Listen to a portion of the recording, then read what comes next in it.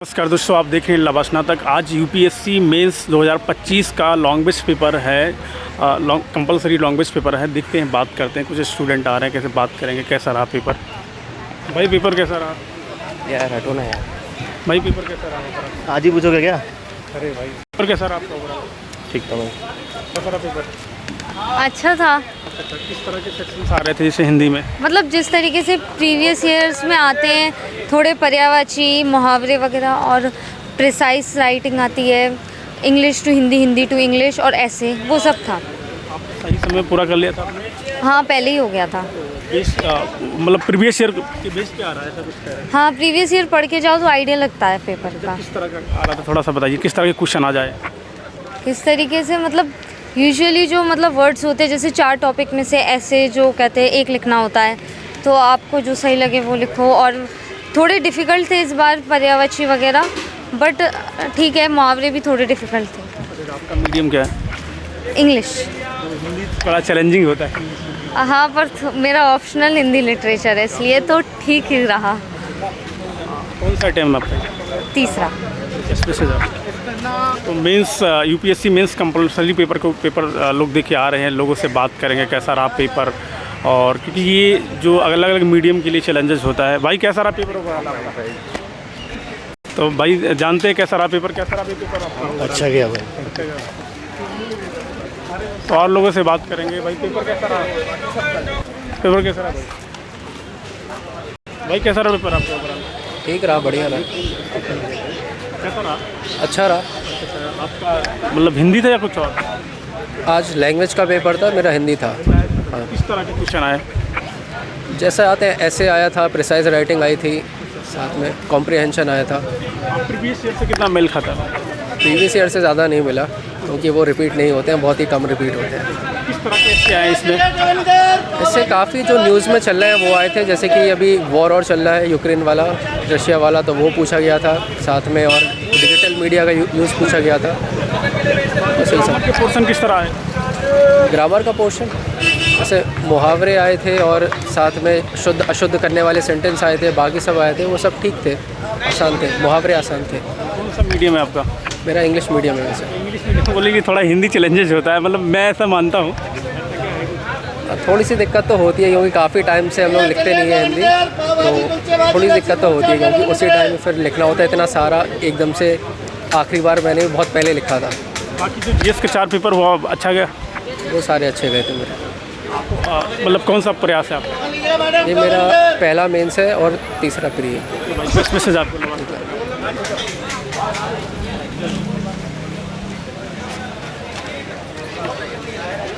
कैसा रहा दोस्त पेपर? थोड़ा बताइए मैम, कैसा रहा पेपर?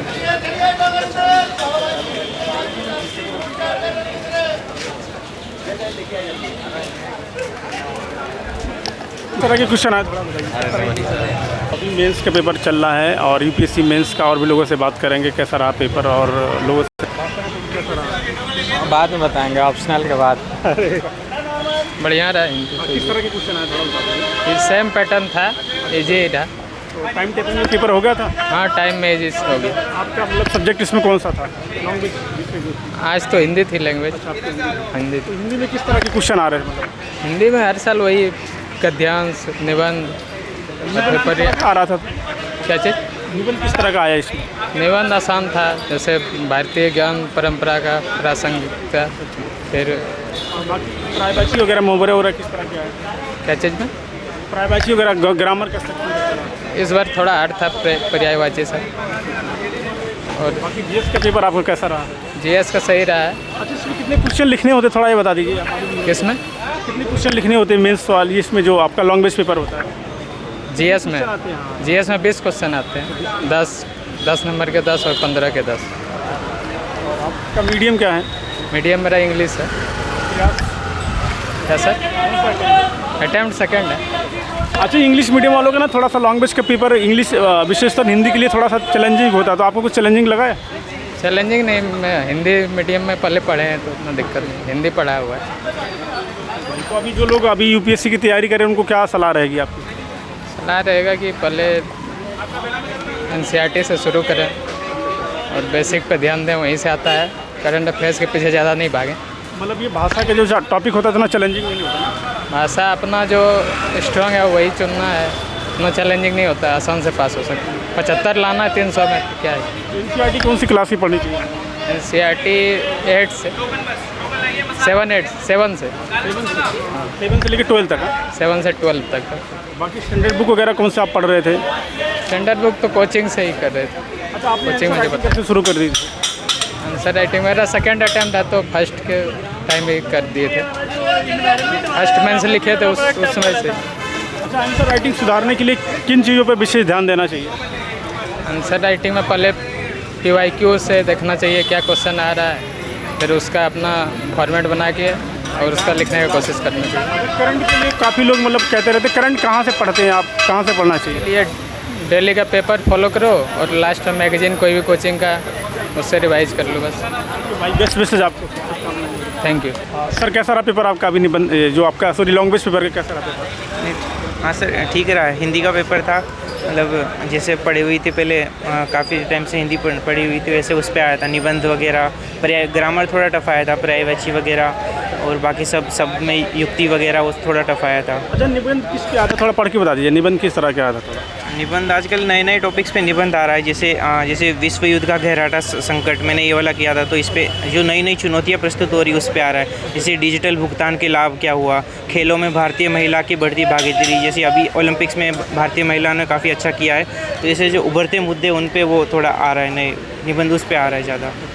और ग्रामर का पोर्शन किस तरह का रहा? मतलब ग्रामर का पोर्शन थोड़ा रिलेटिवली टफ रहा, मतलब कंपैरिजन में। जैसे मुहावरा फिर भी थोड़े ठीक थे, लेकिन पर्यायवाची वगैरह और थोड़े टफ रहे थे काफ़ी।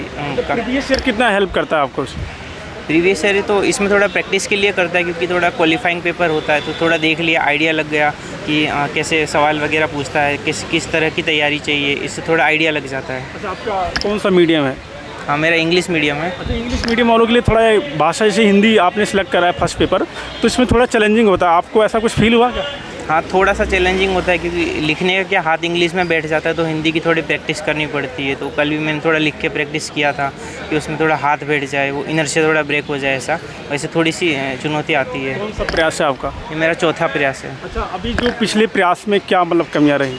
पिछले में मेरा प्रीलिम्स में रह गया था थोड़ा सा मार्जिन पे, तो इस बार थोड़ा उसमें अच्छे से किया था।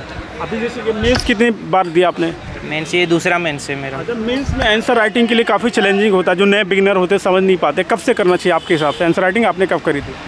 आंसर राइटिंग इसके हिसाब से जैसे एक बार बेसिक थ्योरी हो जाए, जैसे जो कॉन्सेप्ट वगैरह क्लियर हो जाए, बेसिक थ्योरी पढ़ ली, उसके बाद में आंसर राइटिंग पे धीरे धीरे फोकस कर सकते हो, उसमें धीरे धीरे टेस्ट लगा सकते हो, जो सेक्शनल सब्जेक्ट पढ़े उनके टेस्ट लगा सकते हैं, ऐसे धीरे धीरे प्रयास करना चाहिए। अच्छा, आंसर राइटिंग में टेम्पलेट बहुत महत्वपूर्ण होता है, टेम्पलेट में ChatGPT का कुछ मदद ले सकते हैं क्या?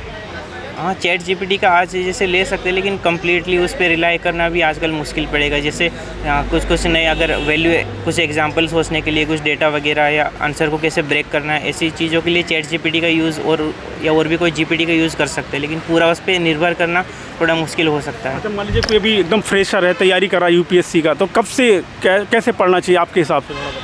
पहले तो अपने फाउंडेशन बेसिक सब वो करनी चाहिए, जैसे लक्ष्मीकांत पॉलिटिकली हो गई वगैरह, बाकी जो किताबें हैं उनको एकदम अच्छे से पढ़ना चाहिए, अच्छे से तैयारी करनी चाहिए, और उनके बाद में फिर बाकी जैसे प्रीवियस ईयर क्वेश्चन, जैसे प्रीलिम्स में PYQ, मेंस के PYQ वगैरह, इन सब पे जाना चाहिए, और साथ ही साथ अपना ऑप्शनल जो भी डिसाइड करके उसको देखते रहे, उसको अच्छे से कर ले। अच्छा, मेरे में ज़्यादातर जो है ना हिंदी और इंग्लिश में ज़्यादा हमारे हिंदी वाले व्यूअर हैं, उनका प्रीलिम्स नहीं निकलता। प्रीलिम्स के लिए क्या रणनीति, अगर आप कुछ समय थोड़ा सा बता सकें?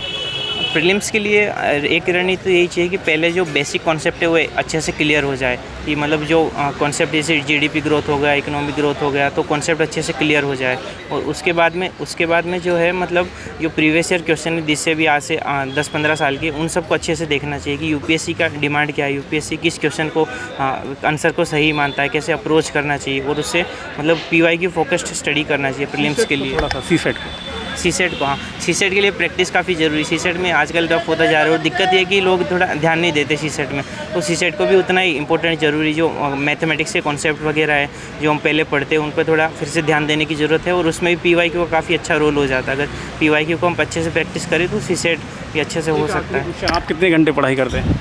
उन्होंने एवरेज मतलब 8 तो एक परीक्षा के आसपास थोड़ा ज़्यादा हो जाता है, 10-12 उन्होंने एवरेज 8 के आसपास। 8 करें। हाँ 8 के आसपास। बेस्ट विशेज आपको।